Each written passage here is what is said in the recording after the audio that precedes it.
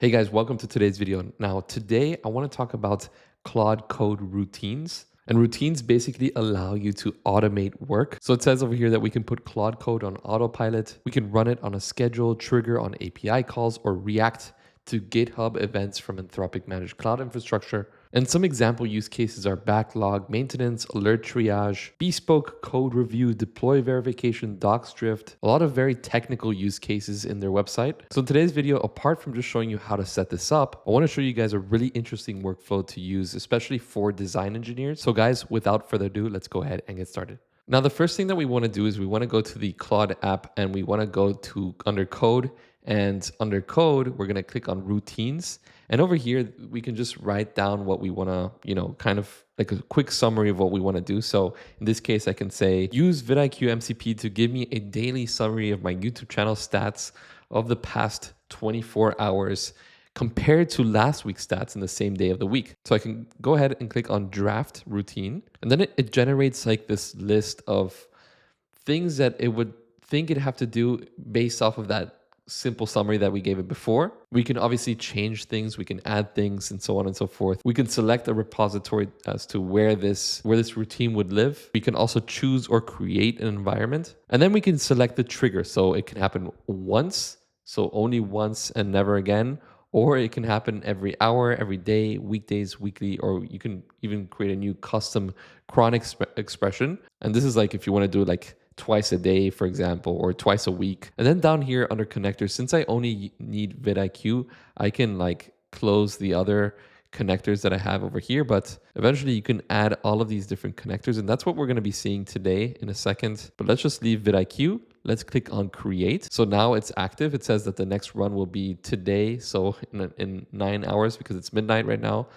Let's go ahead and let's click on run now. And once it starts running, we can see the runs over here. I can click on this and it's basically like a new Claude Code session running. And the cool part of this obviously is that it triggers automatically. And then as you can see, I get like a little table of the stats used, it generated that using that vidIQ MCP. And now every day at 9 a.m., I can just open Claude Code and see these stats and kind of understand where I'm at. And then I can go back over here to this page and edit this to be a little bit different, right? Let's say that instead of just giving me the stats, maybe I can add like another connector, like let's say hyperframes and maybe Higgsfield. And I can think of like, hey, what if I get a video of a lady telling me my stats and I can see like text overlays made by hyperframes. So I can add two new steps, generate a video with Higgsfield connector of a young news anchor lady talking about the stats.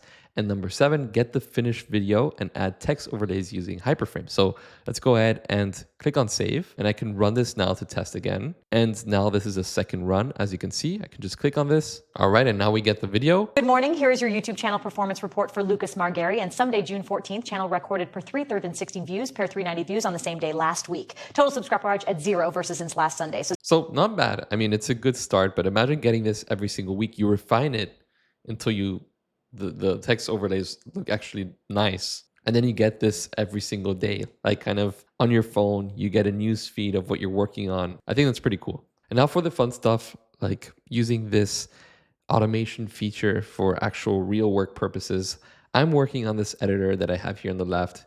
It's something for me personally, just to kind of record YouTube videos and easily, cut silences, change the format to make it easier for me to create shorts.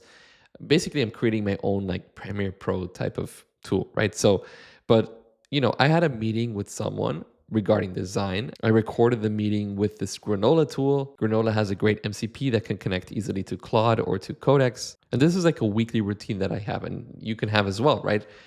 Basically having these product calls to get together with other designers, other developers that are working on this project and present your deliverables and see what can be improved for next week. So my flow was going from Granola MCP, getting the context of that meeting, using 3 different types of connectors, vidIQ, Pinterest, and Mobbin to find inspiration, then bring that all into a Notion doc. And this Notion doc is going to be like the hive or the brain of all the inspiration, all the notes that we get, and then eventually create some type of linear ticket that can help us communicate to the team just for project management purposes. And so then we can create a new routine from scratch, call it something like editor design review, give it a quick little description, obviously, just so that we can know what it is. and then we can give it these instructions. So first, use Granola MCP to fetch the latest meeting node, identify 2 to 3 key design problems or feature requests, analyze the contents of the editor folder, which is where the whole code lives. So it's very important that you choose this folder where, where your project is. Search mob and MCP for 3 to 4 UI references that match the identified context.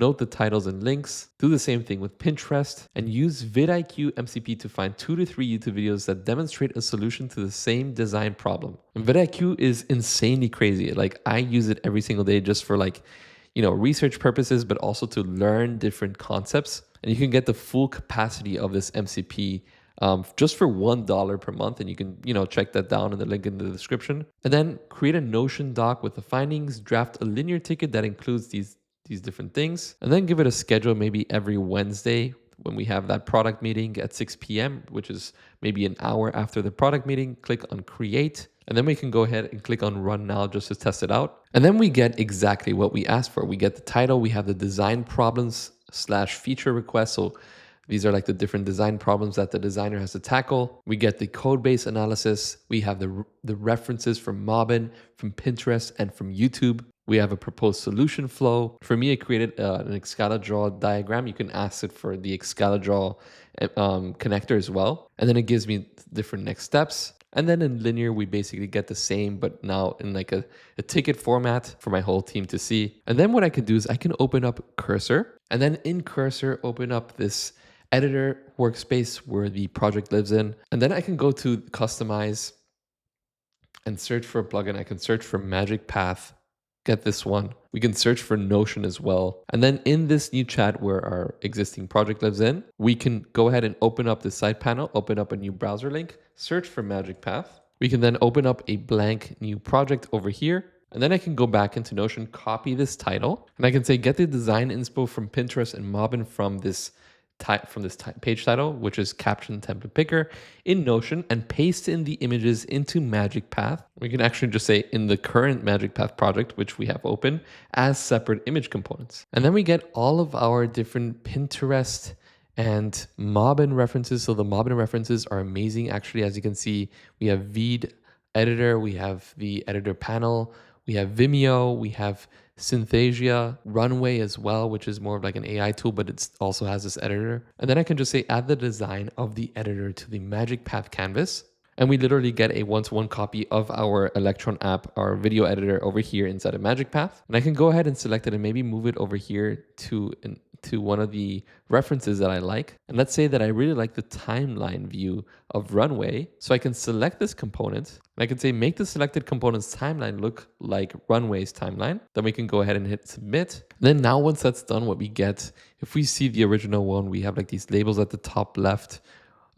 We have a clear differentiation between the text layer and the media layer. So we have over here, we have this new audio layer. We have the text layer down here. This seems to be like, I think these are like the different medias that would be in this specific time. And if we go back to version 1, we have screen, camera, narration, titles. And then over here, now we have V1, video 1, video 2, audio 1, video 3, just like over here. And now this is just like a small little example of what you can do. The main idea obviously here is to like basically get your meeting notes, get context from your meeting notes, find inspiration with these different tools, drop the inspiration into Notion, visualize that inspiration here, and then come up with quick prototypes based on that inspiration. And yeah, guys, hope you enjoyed today's video. If you have any comments or questions, please let me know down below. And like always, thank you all so much for watching. Hope to see you next time. Goodbye.